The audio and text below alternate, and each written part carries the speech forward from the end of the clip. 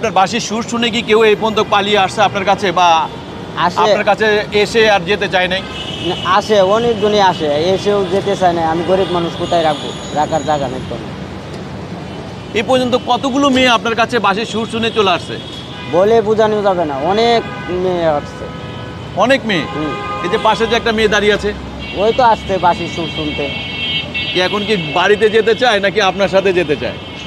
ওই যেতে চাইলেও নেওয়া যাবে না, হ্যাঁ, যেতে চাইলেও নেওয়া যাবে না। যেতে চাইলেও আমি নেওয়া তো যাবে গরিব না। মানুষ, আমি নিয়ে রাখবো কোথায়? রাখার জায়গা নাই। না। বিয়ে করছেন আপনি? না। বিয়ে করেন নাই। তো এই যে আপনি দেখলাম যে বাঁশি, আসলে আপনার কাছ থেকে দেখলাম অনেকগুলো বাঁশি। বাঁশি কি কেউ কেনে?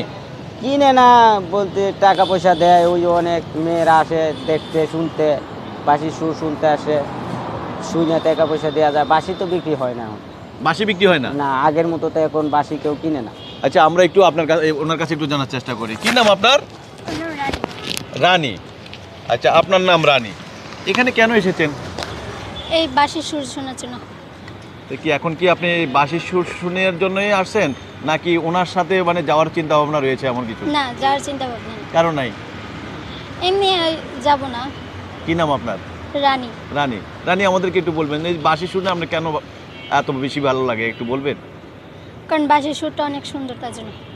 উনি অনেক সুন্দর বাঁশি বাজায়, জি। এই জন্য আসছেন। জি। ঘরে ফিরবেন? ফিরবো যদি বাঁশি বাজানো যদি শেষ হয়। বাঁশি যদি না বাজানো শেষ হয় তাহলে বসে শুনবো। মানে কতক্ষণ ধরে শুনতে পারবেন? যতক্ষণ সে বাজাতে পারবে ততক্ষণ শুনবো। মানে যতক্ষণ সে বাজাবে ততক্ষণ শুনবেন, জি। নাহলে বাসায় ফিরবেন না?